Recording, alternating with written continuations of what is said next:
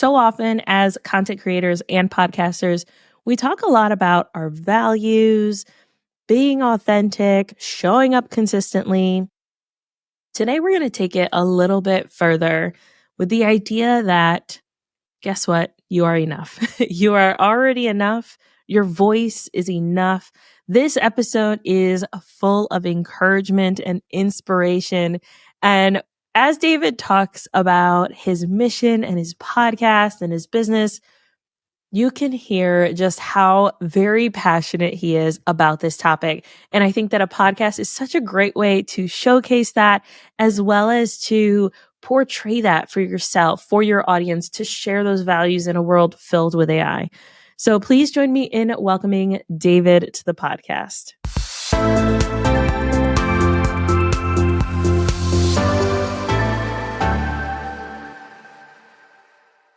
Hi, David. Thank you so much for being on the podcast. I am so excited to chat with you. So if you could start by telling everyone who you are, what you do, and a bit about your show. Yeah, what's up? Well, I'm glad to be here. Thanks for having me. So, I'm David Osk, and I live in Nashville, Tennessee, and I'm married for 25 years. Got two awesome teenagers, one in college and one just entering her senior year of high school, which is pretty exciting. And I run a small business, actually. I've got about 10 years ago, along with my brother-in-law, invented a product called the StatGuard Plus that's in about 3,700 retail stores. So it's a thermostat guard with a combination lock, and we kind of solved the lost key issue with regards to stat guards. And I also do some coaching, and I run inside of the ISI Mastermind. I lead one of the cohorts inside of that mastermind. And I'm actually working on a book right now and have a mission. I'm really passionate about dads. Well, men in general, but really dads raising sons. And I'm writing a book called The Guardians of Grit. And I'm just really excited to talk about, stuff around grit and resilience and authenticity and identity and, intrinsic motivation as opposed to extrinsic motivation and things like that. So, yeah, I'd love to just, hey, wherever the conversation goes today, let's have some fun. Yeah, let's talk about that word grit. So that is a word that I feel like hearing a lot lately, and maybe it's just because I get served a lot of Gary Vaynerchuk content that he's always talking about how kids need more grit. They need to stop being handed things. They need to lose. They need to go through struggles in life to be able to have that perseverance when they get older. So tell me what you think about that word and kind of what it means for you. Yeah. So, it's funny. There's so many of those terms that kind of get thrown around, and some people are kind of offended by them and all this kind of thing. And I think that, having grit, as it were, is kind of a natural law, like gravity. When something is difficult, if you maybe compare it to lifting weights, right? You break down muscle literally when you're lifting weights to build back stronger. And so, our intellect, emotions, things like that, it's kind of the same thing, really. When we have to do and lift heavy things and we push through and accomplish things. And again, that's age appropriate, right? Right. Everything from learning to walk and falling down and all that kind of thing to learning how to study and lean in when the going gets tough. And if you fail a test, retake it and, try harder and things like that. It starts to build, again, something that we refer to as grit, but I think it's more of this idea of a solid horsepower that's kind of inside of you to make better decisions. Our life is built on making decisions, right? The decisions literally that I make this morning are going to affect this afternoon, right? If I get up in the morning and I eat nothing but Lucky Charms and orange juice and ice cream and whatever else, I'm going to feel pretty lousy in the afternoon or shortly, maybe even before noon, right? Yeah. And what's fascinating though is the decisions that we make today are going to affect the rest of the week, the rest of the month, the rest of the year, the rest of our life. So what happens when the wind blows, right? It requires grit. And I'm talking everything from, you say something to somebody and they don't give you the response, even the facial feedback that you're looking for, and you feel some disapproval from someone or literally you fall and get hurt. I don't know, pick your obstacle, right? And some of those obstacles are much different for, the impact is much different for each of us. But unless we have some of that internal fortitude that says, I'm going to knock this thing, down, I guess, or knock on it until I knock it down, I'm probably not going to build much of a life for myself, and let alone people that I love. And so I think it's really important to understand what it is, how we get it, how we fuel it, and so that we can build a beautiful life for ourselves and those we love. Yeah. And I think it's such an important thing, right? So I'm a parent and I have two boys, Yeah. and one was recently diagnosed on the autism spectrum. And that has been really interesting in building that fortitude of Yeah. when things go wrong, emotions get really high. It's the end of the world. I don't want to do anything else today. The world is Totally. crashing down. And it's like, it doesn't help to just say, in the grand scheme of things, this moment doesn't matter, because in the grand scheme of things, this moment matters so much to them. Yeah. And so finding that balance of like, all right, we remember we can do hard things.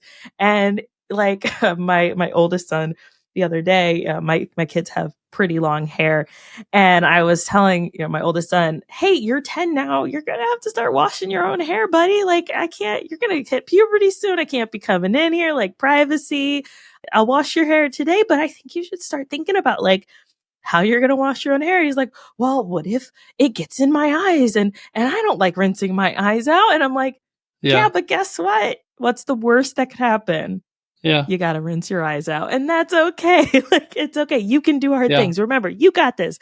And he was just like, can we just do it another day? And I'm like, that's fine, but we're going to do it. Right. So like Yeah. building on these, Yeah. parenting is such a reinforcing ideas and thoughts to encourage them to be fantastic adults. Yeah. So I love what you're doing in that realm. And I think it's so important. Again, what is that book called? Just for anyone who's like, I kind of need that book. Yeah. So, well, it's not quite done. If you go to guardiansofgrit.com, you can check out the community that we're building out right now. In fact, you can sign up to be a part of that. It's going to be for fathers and sons, but the book will be called Guardians of Grit. By the way, you said something that kind of sparked a little something in me about making our kids do something. Of course, in nature, right? We often hear this analogy about the mama bird pushing the bird out of the nest. And for them in that moment, literally they're up in a tree and they fall. It's like you're going to fly. But what I absolutely love about that, especially we as parents, we know full well that if our child gets some soap in their eyes, okay, it'll burn a little bit and they'll figure it out. But what's really fascinating, unlike really, the intellectual capacity of a bird, they're not necessarily just trusting their parents, as it were, but our kids, they need to learn to trust us. So when they feel our hand on their back, like, hey, guess what? You're literally, I'm going to push you in the water unless you jump. But guess what? It's because I love you. You have to trust me here. I'm gonna put some soap on your head and I'm walking away because because I love you, and you get to trust me. You can either lose your mind, or guess what? You can just trust your dad because I love you and I know what's best for you. And that's really my mission here, is underneath grit, right? Is underneath everything, is love. And that's the message. That's the ultimate horsepower behind a young person developing, the ability to do and lift hard things, because dad, in the best case scenario, is standing not only behind them, but sometimes right beside them, and has gone before them. And that story has been told, it's been narrated, it's been felt, it's been seen.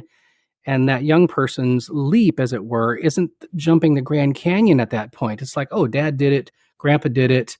Guess what? I guess I can do this. It's not that big of a deal. And when it's done incrementally, it's a natural progression, as opposed to, I'm 30 years old living in my parents' basement because my parents didn't teach me anything.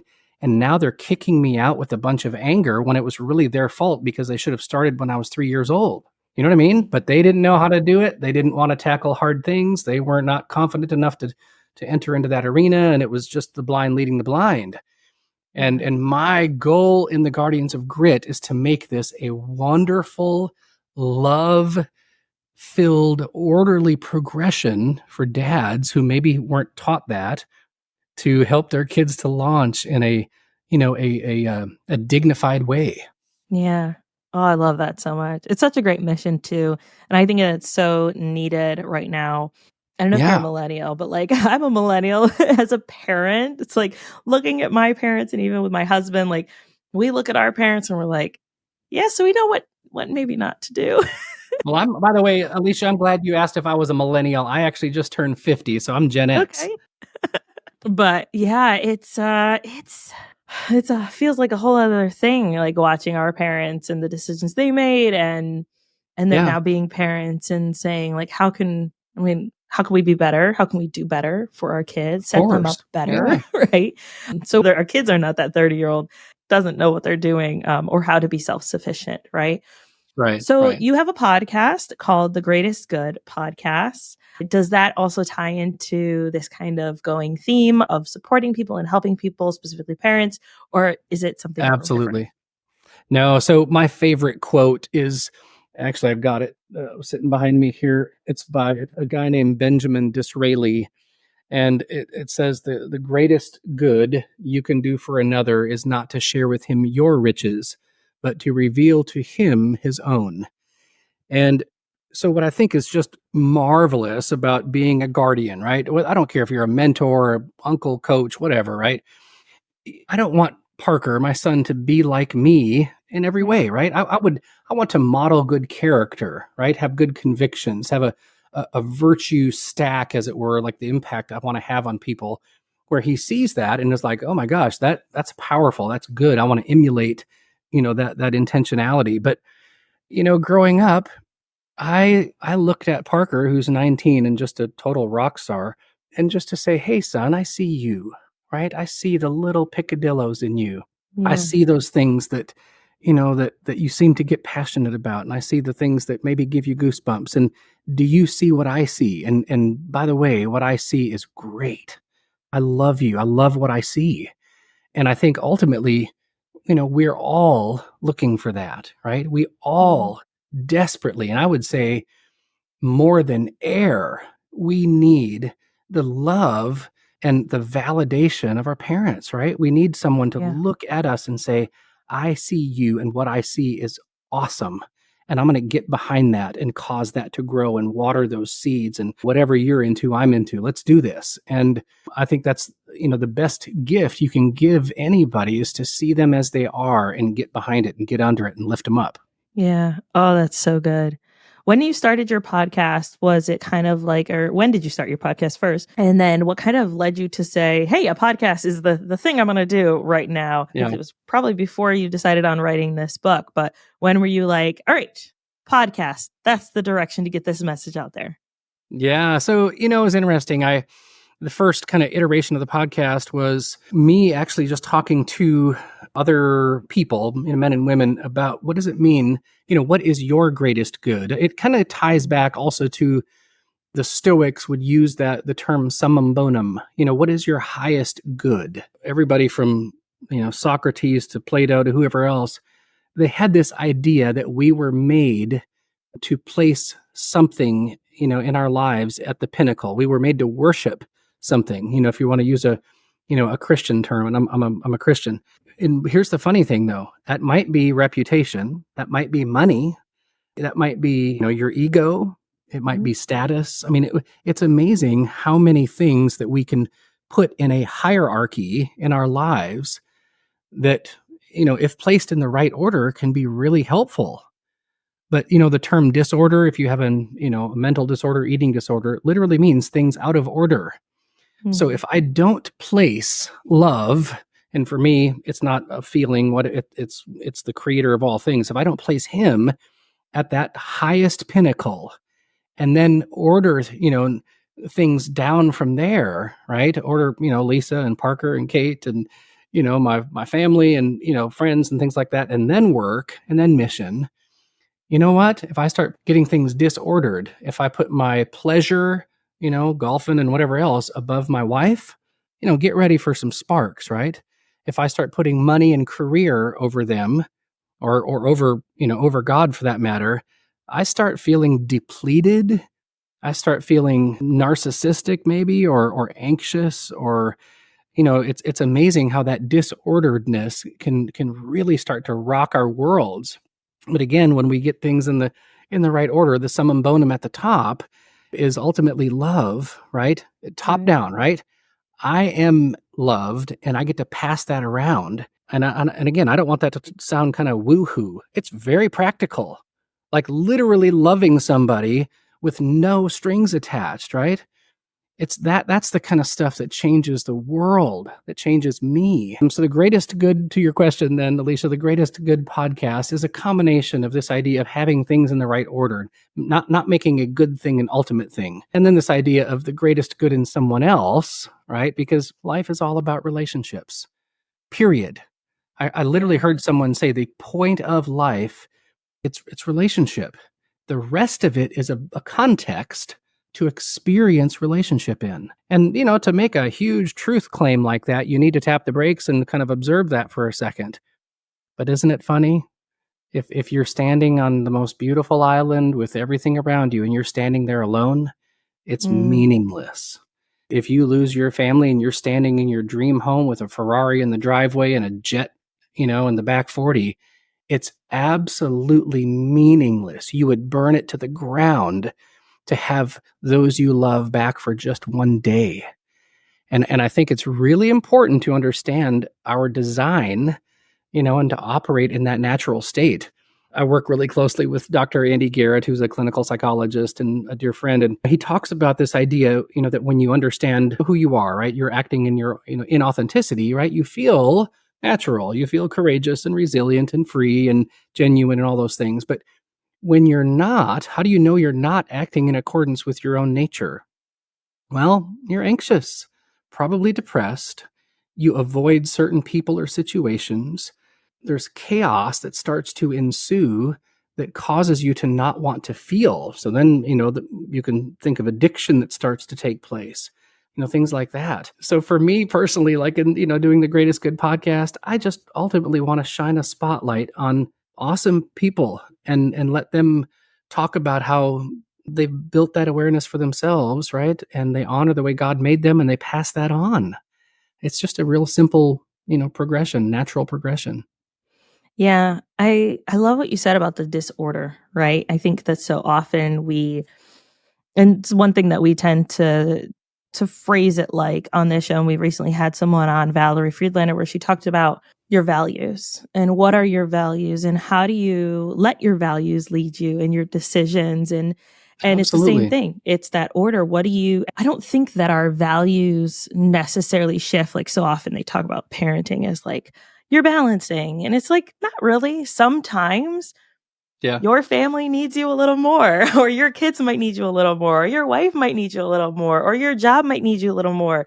And it's about communicating and going back to, okay, what are my values? Am I in alignment with those values? Am I in alignment with my priorities and the order of things, as you've stated, to move forward? And I think that it's so important, and it can inform everything that we do. And I do think that it makes for better content because Yeah, so absolutely. often we see things on social media or this highlight reels of people's lives that aren't really either aligned with our values and clearly Yeah. sometimes not aligned with their own values that we can see.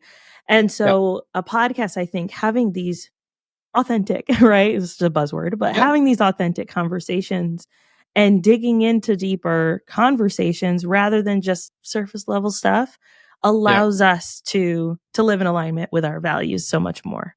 I love that. And that's, when the mission behind Guardians of Grit is really this idea of let me introduce you to yourself. And we Mm. always start with values, right? Because in essence, you are, like I like to ask the question, what does your core happen to value most of all, your core values? But it's when you tap the brakes a little bit, in the English language, there's, I don't know, maybe 80 to 100, potential core values, right? But guess what? If you put a check mark next to the ones that kind of resonate with you, and then you narrow that down to 20, then you narrow that down to 10, and you narrow that down to 5, and you put that in order of priority, yours are going to be different than mine. And they should Yeah. be. We're very different people. That's not to say that we don't have the other values, right? but there's certain things that really rise to the top for us. And when we match our values with our convictions, right, which are different. Convictions Yeah. are what do we believe is right and wrong. And a virtue is this, this outward focus. What type of an, dent in the universe do I want to have in particular that looks like me? And, strengths and goosebumps and, all that kind of stuff. It's amazing how a picture literally that you can write down, identify, right? Identity, you can start to identify your own authenticity. We get that word authenticity from the word author. We did not make us. I didn't choose my eye color. I didn't choose my taste buds. Guess what? We don't choose our own personalities. And in the land of the free and the home of the brave, that might, somebody listening right now might be like, you got to be kidding me. But guess what? How do we know that's true like gravity? You're a mom. Our kids, when I'm talking, just months old, you can tell their little essence is so different. Mm-hmm. And up until they're 2, 3, 4, 5 years old, they're everything from literally their taste buds to what they get scared at or laugh at. All of those things are so vastly different. And guess what? Our little cute kids, they're not thinking like we are about being authentic and Right. am I showing my authenticity? You know what? They're just doing their deal until the world punches them in the face, right? Somebody hurts their feelings, and then they start questioning all of the beauty that God wove into them. And here's what I think is fascinating though, is that's a natural progression to what, psychologists would say is self-actualization.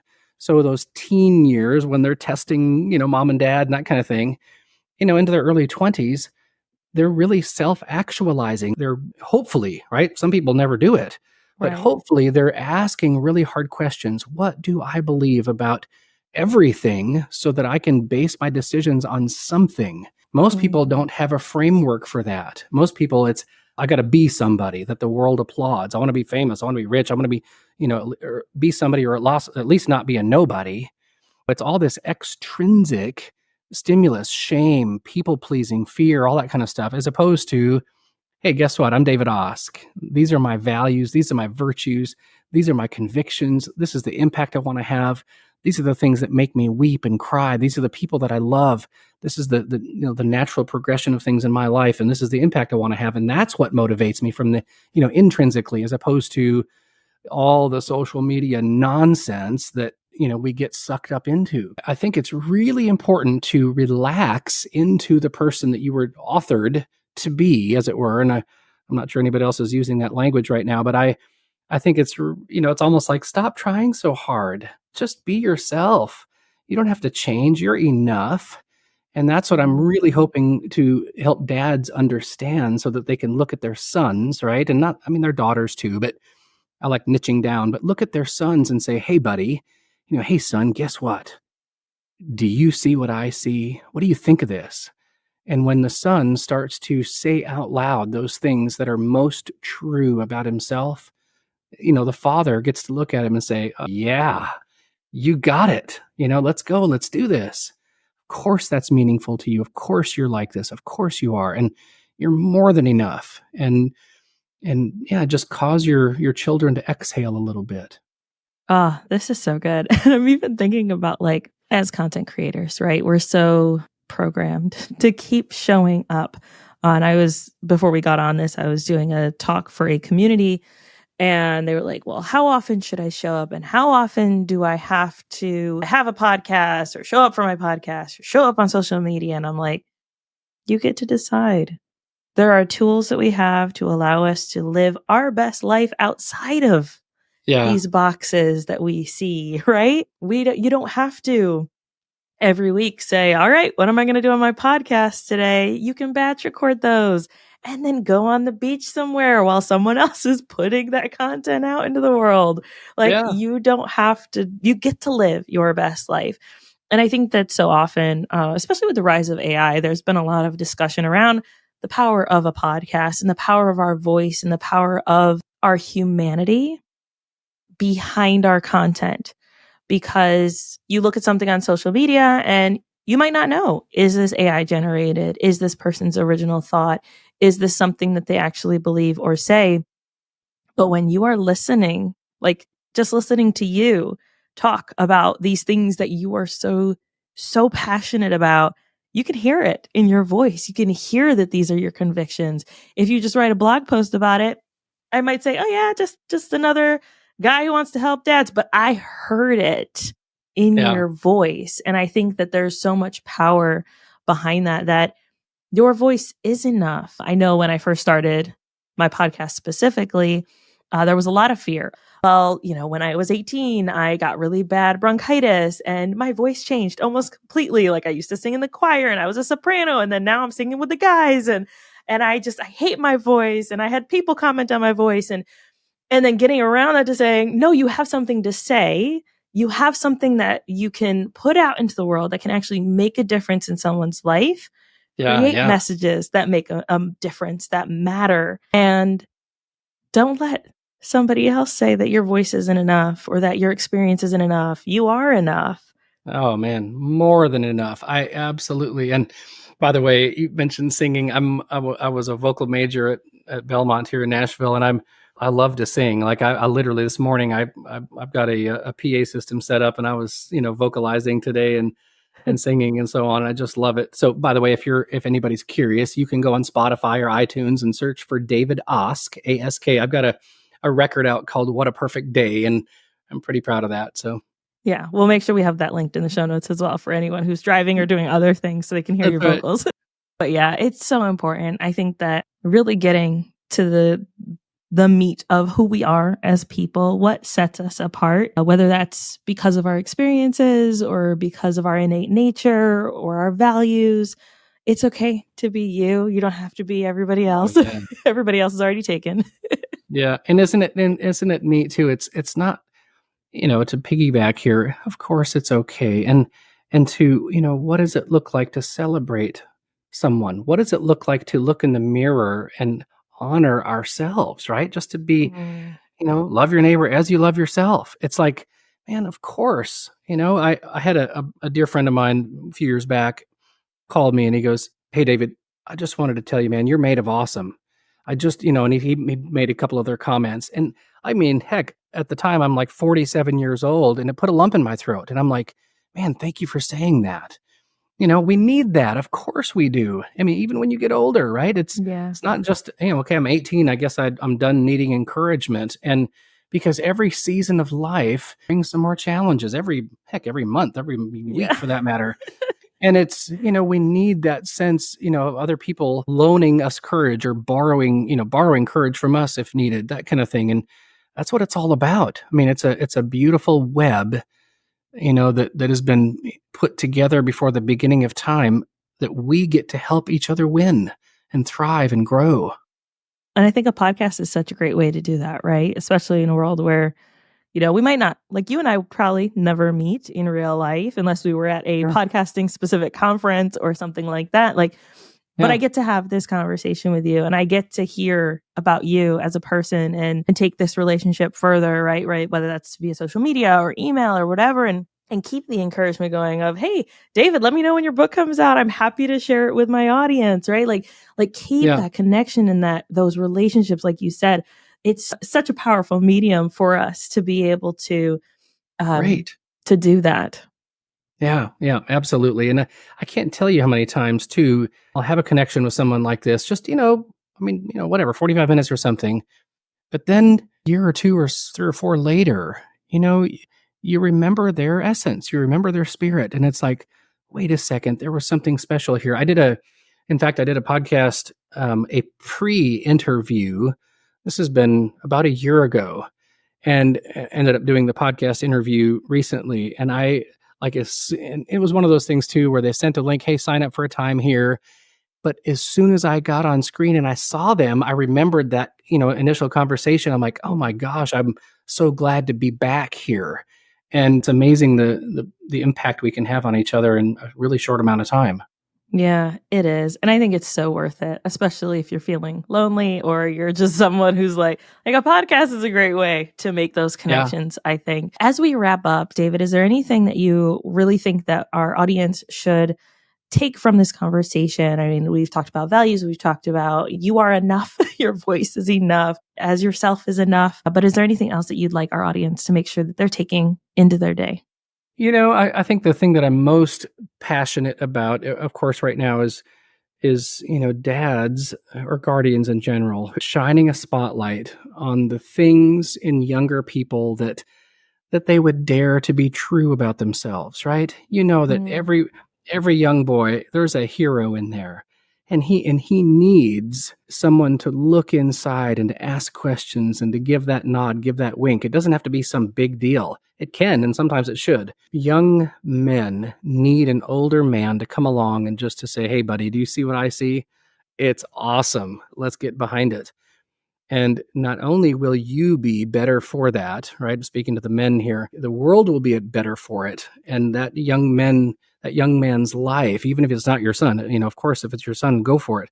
But even if it's just, your son's friend or someone, you don't even know that well, you could have the biggest impact in their life. It would cause them to really, believe and grow and do and shine and become. And we have to have that extrinsic fire given to us. And I would encourage you to dare to believe that you are already that man who has the ability to start fires in someone else. Yeah. Such a great encouragement, David. Thank you so much. Where can people go to find you, hang out with you, get to know you, listen to your podcast, all of that fun stuff? Yeah, thanks.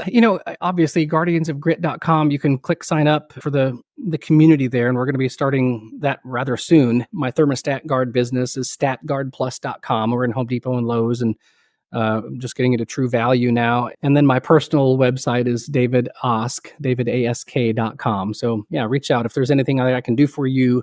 No strings attached. I will do my best. Oh, thank you so much, David. We'll make sure, like I said, to have those in the show notes. That way, if anyone's driving, doing other stuff, they've got access to those as well. Thank you so much. You got it.